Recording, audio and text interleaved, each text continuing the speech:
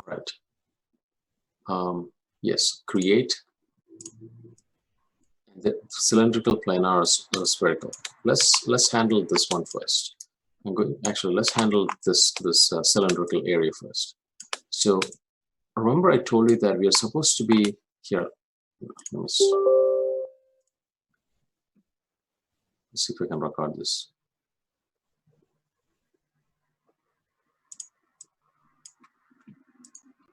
Okay, so when we look at the hammer, we are interested in surfaces, not polygons per se, because polygons basically mean this and that and so on. And that's not how you deal with things. You look for continuous surfaces. So when you look at continuous surfaces, you'll see this looks like a continuous surface. Okay, so you can apply UV there. This looks like a continuous surface. See across. In fact, it's the entire thing is one nice continuous surface, including that. Okay, so you can apply UV on that. In fact, there is a cylindrical one for that. And so we keep looking for continuous surfaces, like see the bottom of this is one continuous surface and so on. So that's the idea. Now with that, let's get started. The first continuous surface I'll deal with is, I believe, this hammer handle. So let me just select all that. And here are some tips. As you know, you select one and then double click and it should go around. If it doesn't, like I just noticed, actually it does. It's fine. All right, so that's one thing. But since I have a whole bunch to select, I'll just select it like that. Make sure you're selecting it nicely. Okay, good. I selected everything except this end, because this end is another continuous surface, which I'll deal with separately. So I selected all this, and now I'm going to say cylindrical, planar, or spherical. Well, it's pretty obvious it's cylindrical. So just hit that. And by default, what happens is you know, it just fell like this. What should happen is it should go around, and it creates this crazy bat wing like structure here. That's definitely not what we want. So what you do is you can go to see this rotate XYZ. You can try this. So on this, I'm going to say 90. There you go. My first guess was right. So you see how it turned around? In fact, you can see this. If I put it at 0, it goes like that. If you put 90 on something else, it goes like this. It's just kind of changing its orientation. What I'm looking at is I need one orientation that goes, this surrounds this, and so that my first guess was correct. So I go to this and say 90. Okay. Now, how do I know it's correct? Because now you can see that I can take this green and can expand it out, and you can see that this red, kind of circle it in. You see that? And so the more correct I get, you will see, and so I'll just stretch it to the ends of this. To be accurate, I can go to orthographic and make sure that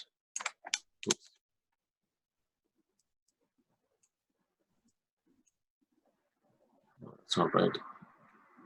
Okay, there we go.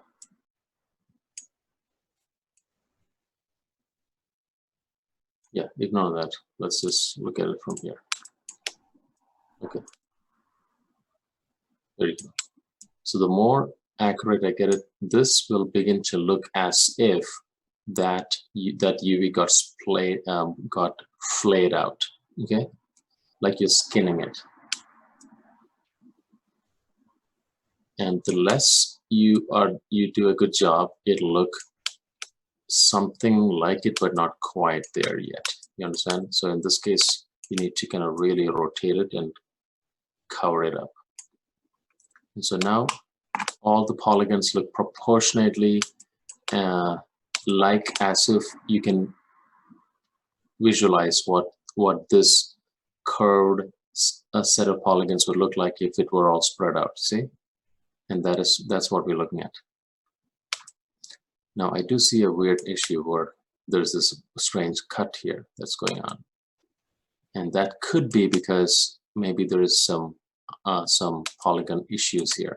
So see, that's one thing. So I'm going to take a sidebar and just try to fix this. Okay, what I'm going to do is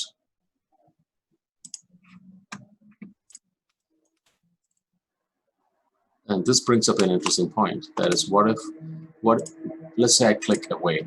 Now that thing is gone, right? How do I get it back? I can get it back. Well, here's how you get it back. Let's say let's say I need to get back into that, right? So what you do is you simply right click, go to the faces, and then you see on the inputs, poly cylinder projection.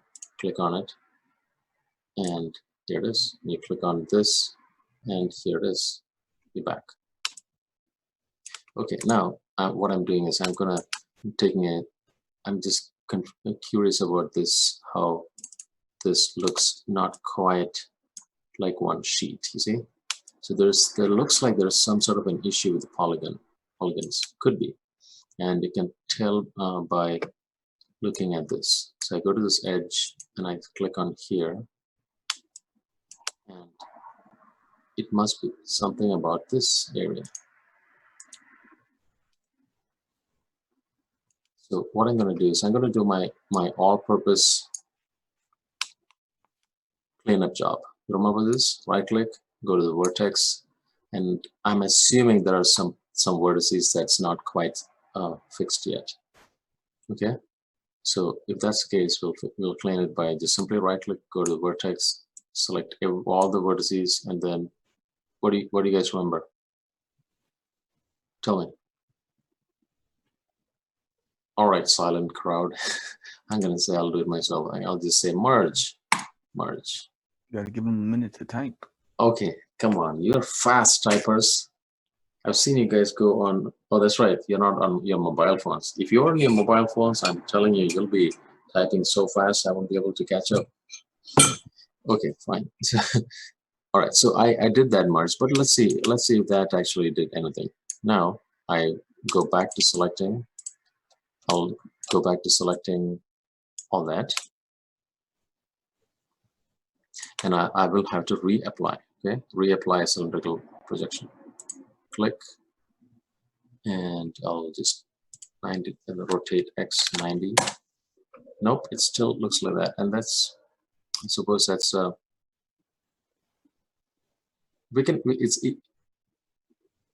I might have to show you how to fix this up, but normally you'll not see this. This is slightly unusual. All right, fine. So I'm going to bring it around, stretch it out, and then bring it around. Okay.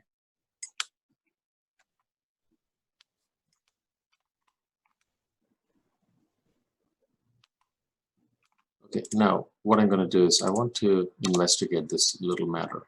Now I don't believe all your hammers will have this issue. So I just want to see why this breaks up like this. So here, what I expect is, you see how this, notice that this is on the other side. I would like this to be on this side. So we can do this. We can actually cut this and bring it to this side, okay? And I'm debating whether it's too complicated for me to do that right now. But okay, I'll just do it anyway. Let's see. I'm going to go to, remember this, cut and sew. I just selected these two, and I'm going to say cut so that this can be pulled out. And let's see, edge here, edge. I'm going to select all these edges and I say move and sew. Boom. All right, now one continuous surface. So this sort of stuff is a good thing to do.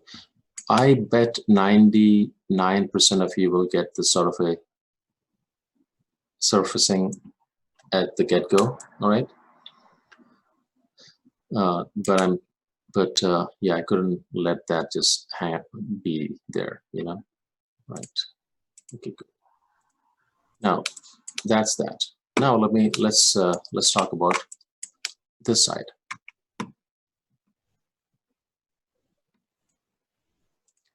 Okay, so let's see what we do with this side.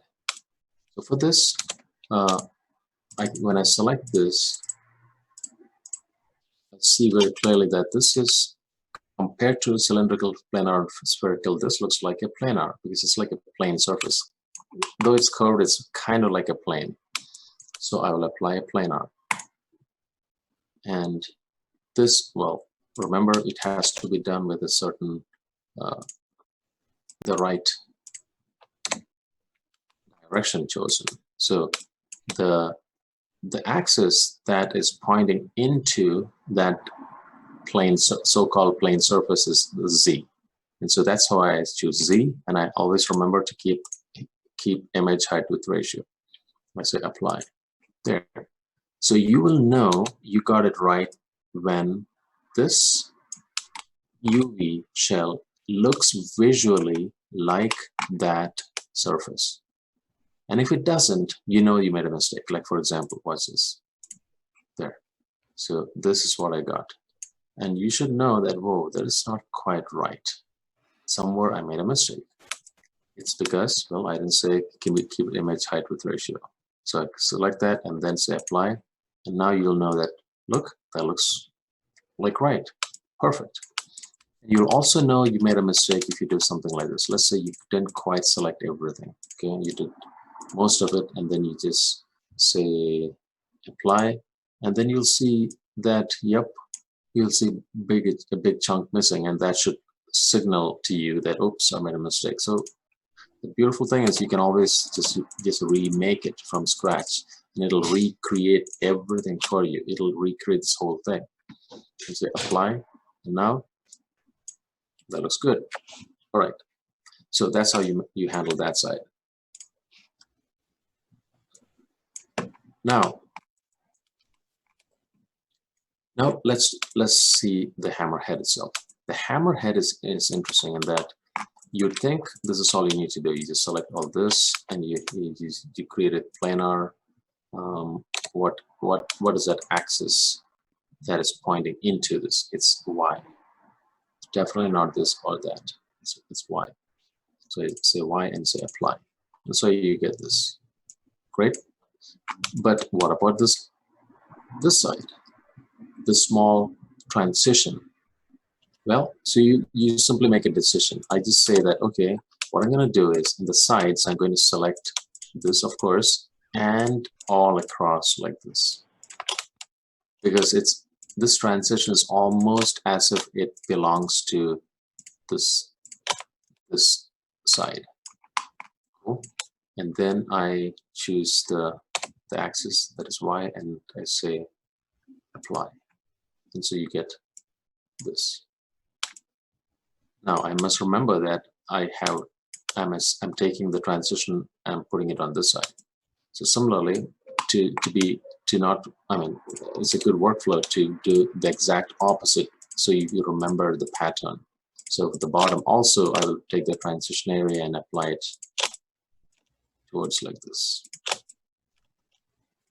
Okay, and the axis would be the same. See, like this, and you say apply, and you get two of those. So next, let me handle the top. The top, I'll of course handle this, but I will not handle this because this belongs to that side. But yeah, not even this, in fact. No, is it? Yes, we do need this, correct. There. Like that. All right, now axis is Z, and I say apply. So that looks like that. And let's do the exact opposite now. So I select all this.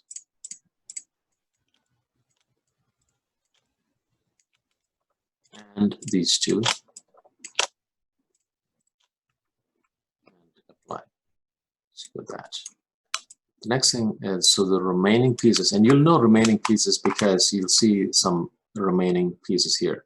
So this is what's a little disconcerting. There's something of a weird triangle that is hanging out, which is, I'm curious what that is. Oh, why is that not here? I thought I had handled that at the very top. Okay. Oh, I see. Look at that. I missed that. That's what happened. So let me just recreate that while things are still hot. So select all that, and I just remake it. Why apply? Good. Great. So now, okay, perfect. Now what remains are these two squares. So I select these two, and what is that? That looks like a good. That looks like an X. And let's take care of the other side immediately. Apply.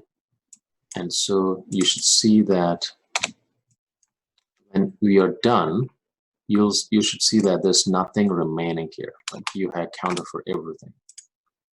Got it? And each of these, when you double click, can be selected together like that. That's when you know you have done the UVs correctly. The next step is to lay it all out. Okay, so now let's deal with laying all this out. Now, like I said before, you should lay it all out within this, let's see, 0 to 1. 0 to 1. So this first square is where you should lay out all these.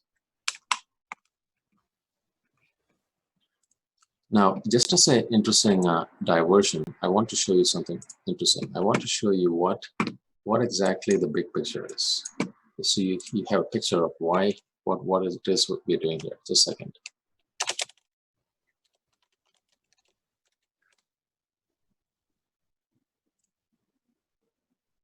Okay, so guys,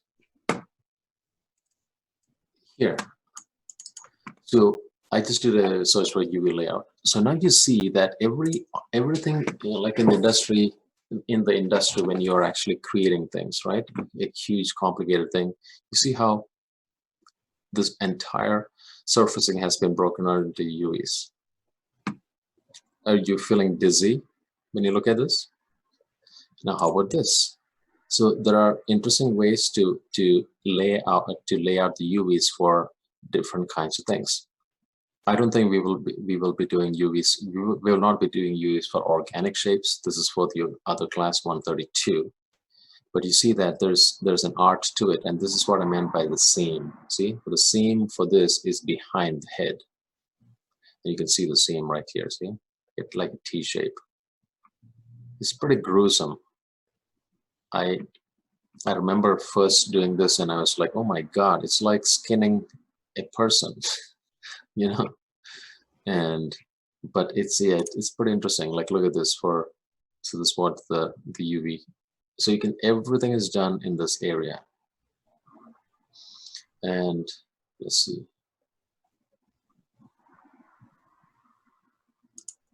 Yeah, more crazy stuff. If you feel a little faint, you know, take some deep breaths. So here's, like, see, more interesting things. And yes, you can certainly put it on the other side also. It's just that we haven't gone to that yet. So this is what it's all about. And here, let's do UV layout for, let's say, machine. It's more boxy. Oops, no, that doesn't look right.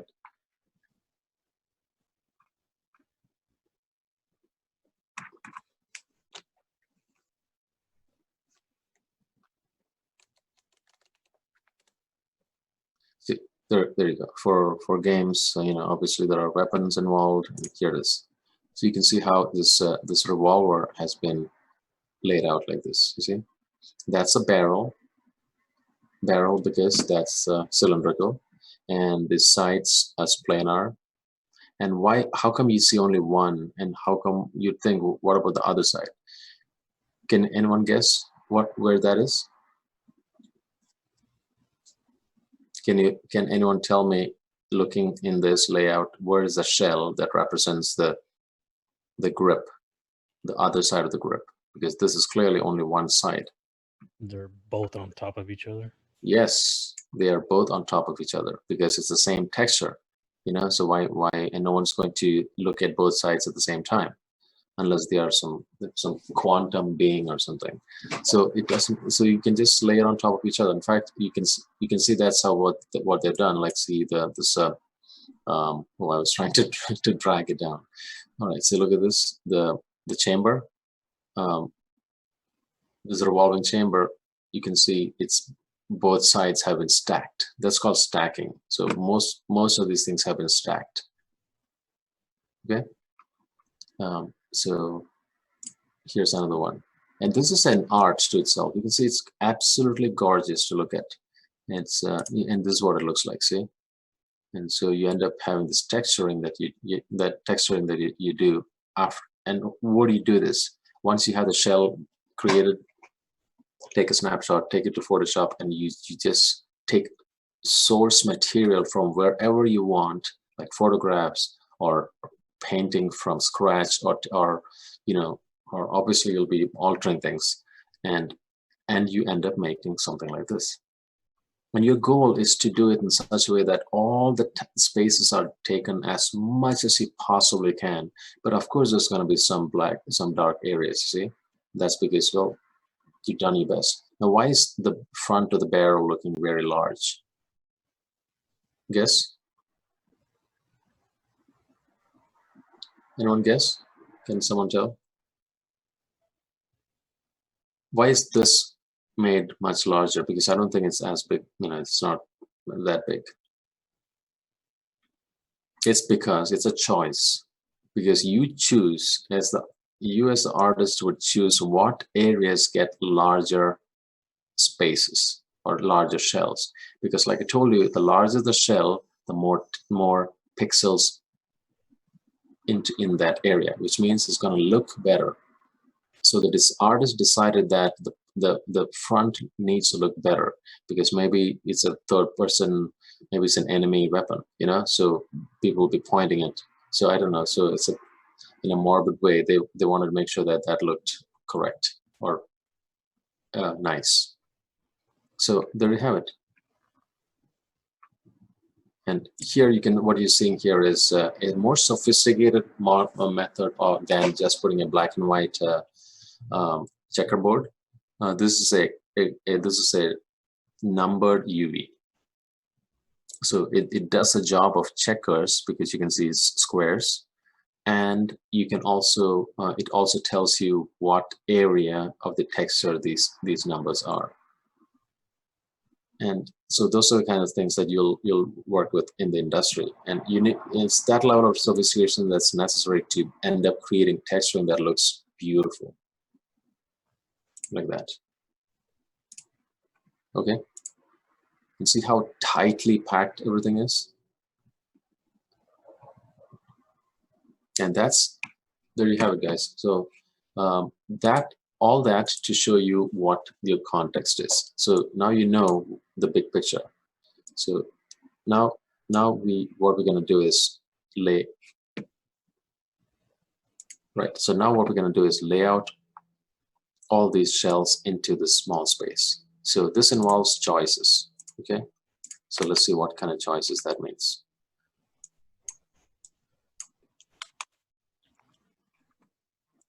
The first thing I'm gonna do is I think I'll need a different kind of a layout. I'd like a nice double split layout. So I'll just go. I'll just choose one. This looks like one anyway. So I'll click on it. I'll turn this into UV editor, and I'll save this layout because I like this layout also. So what I'm going to do is I'm going to say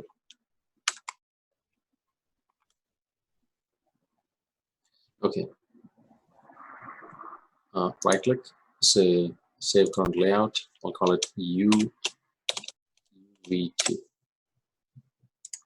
So I will always have my regular UV and my UV2. Okay. Okay, great. So let's get started. Choices. So I have to ask myself, okay, what shell should have more space, or can it all be relatively the same? because the more the space, or the larger the shell, the more textures it'll hold. The less textures, because less pixels it'll hold, and hence that'll look very splotchy and very large. Okay. Now before we do anything else, I need to let's do this other thing, which is let's apply a checkerboard. Okay, so I will just choose anything like blend, Lambert, doesn't matter. I'll just go for blend, double click that, and on the color channel I will so let's create a checkerboard material first for us to visualize the effect of the shell sizings on across. So I go to my I create a blend material, double click that, go to channel editor, click on this, and I say checker, and like I said before, you can immediately you can click on the second texture, second tab, and just repeat this. Just put it at 10 and 10, because that's generally a good starting point.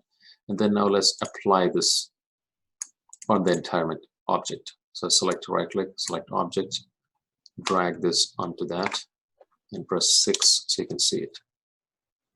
Okay, so now when we work with this shells, you can see changes immediately. That's what we want. So I go back to my UV editor, press 6, and if I click on this, I can see the texture here and see how it fits that nice square. So now you can see what's going to happen. So now when I double click this, as I move it, it's like your skin crawls, and you can see the effect here. Like if I scale it like this, it stretches. This tells me that this texture is being ruined. And if I scale on the other side, it stretches. And what I'm saying is it looks less square and more rectangle. That means that's a signature that its texture is being ruined. Now you can see that even now it's not quite square. So the first thing I'm going to do is make it look like a square. So I will scale it like this.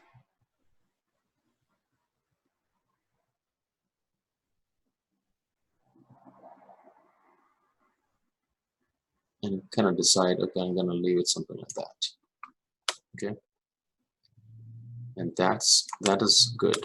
You see this, the way this looks is what the hammer really should look like when it is stretched out, and that is good. Okay, great. Now notice that here the text, the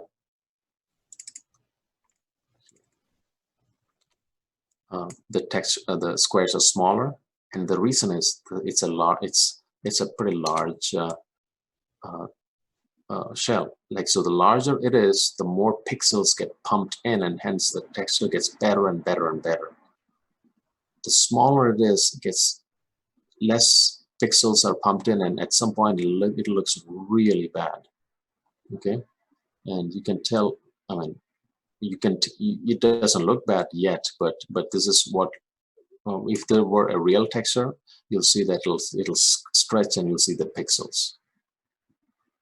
So it's a decision, like how big should you make it? Should you make it exactly the same square as this? Yeah, you can, if that's what you want. But sometimes maybe you won't be noticing the side, and if maybe it's designed like maybe it's for a commercial or something, and you don't see that side. If so, then you keep it as small as possible. It's not needed.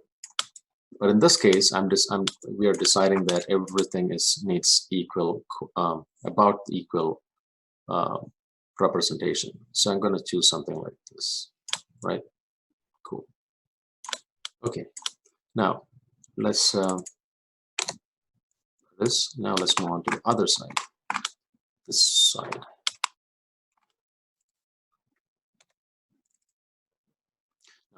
Now, this looks pretty good as it is, so I'm going to just keep it. And the important thing is when it's a good idea to not scale only just one of these shells, because the other shell would look relatively different.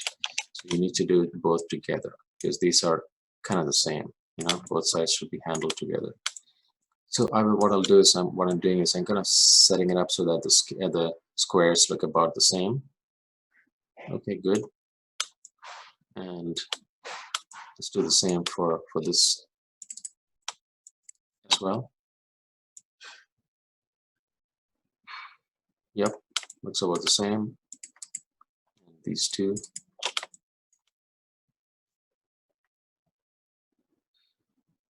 Squares look about the same.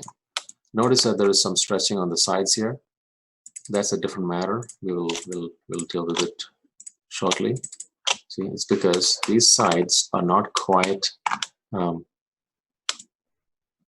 We cast a UV camera, literally from UV image from the top, so it actually the sides got smeared, and we'll deal with how to fix that shortly.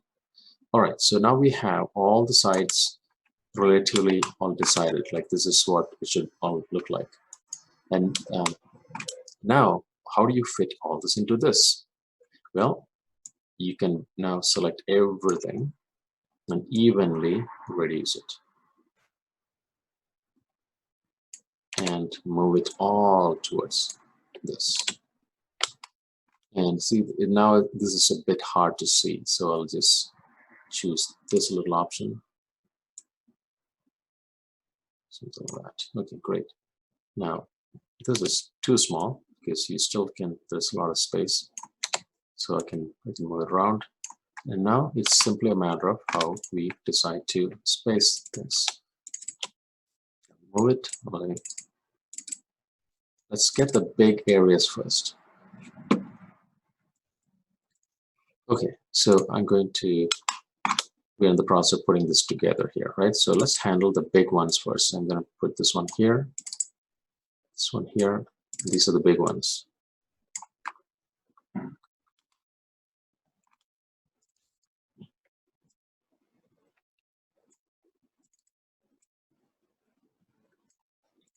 And like I said before, there is no correct method. As long as it all fits and you have utilized as much as possible the space, you're good. So if this is how I did this, I would say I should try again because there's all that extra space. So let's think harder. Let's move this out of the way and let's see. Maybe I can see these two. I can actually, no, what I'm going to do is I want everything to be even, right? So I'm going to just scale it out evenly and try to fit.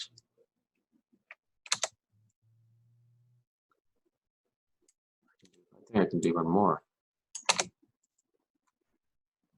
Because like I said, the more the shells become, the larger the shells, more pixels get pumped into those shells, which means higher quality texture.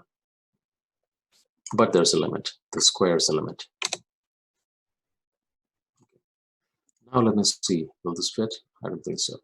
Now I can consider something, a very ingenious method. That is, why don't I, because these two can basically be the same texturing, why don't I put one on top of the other?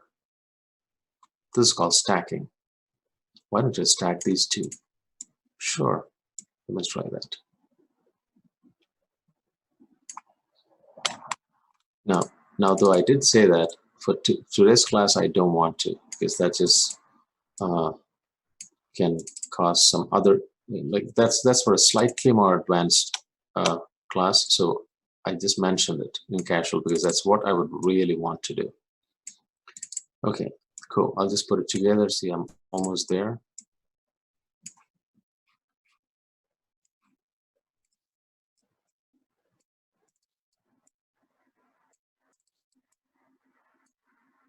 But this is foiling the entire thing.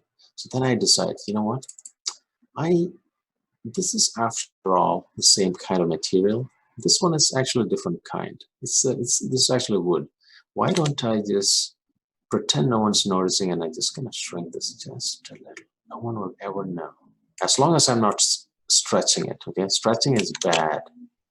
But as long as it's one continuous surface thing, and besides, I got to fit this one also. So by God, I got to have more space. So now I'm like, okay, this is good. And no one will know, which means the player will not know, because, you know, I just made a small adjustment. But wait, this, or what this? Then I'm thinking, well, it's after all the end of the hammer handle. No one's really going to look at it and evaluate it. And besides, I can always turn it, right? Where's rotate? Where's mine? Yes, rotate. And I say 90, boom. And here, I can fit it snugly inside here. Now I want to tell you that when multiple people create this, it'll end up looking different, and that's okay, as long as it all fits as much as possible. So there we have it. I made a nice clean fit. So the only one place I had to make an adjustment, sneaky adjustment, is to take this one and this one and scale it just a bit, just a touch, to make it all fit. But I didn't scale it too much, because you can see that the square sizes are about the same. Now I'll tell you that to really know the square sizes correctly, in the material. So let's go to the material. No, it's this one. In here, I need to make sure that the squares are very, very, very tight. And here's how you can do that. You click on the material once, then you click on this little guy here, and then you go to repeat, and I just increase the number of repeats, like let's say 20. Great. So the smaller the squares, the more you'll see the stretching. That's the interesting thing. So I'm going to say 30. Okay, great. So now you can see that, look, the squares here are slightly larger than squares here. Oh no, it's actually the same, about the same. That's good, that's good. And see, it's, even though I did make a small cheat here, no one really would notice a difference. But if I did do something terrible like that, you'll notice it. Wait a minute, that's a different kind of history. See, that's what you don't want. Or let's say I made it very small. You'll see, wow, that looks messed up. And or even that. See, this is a foot. This will tell you that, whoops, the texturing is going to stretch out very badly there. Okay, so as long as all squares look about the same size, we did a pretty good job of making this UVs. So that's kind of the UV layout for this hammer.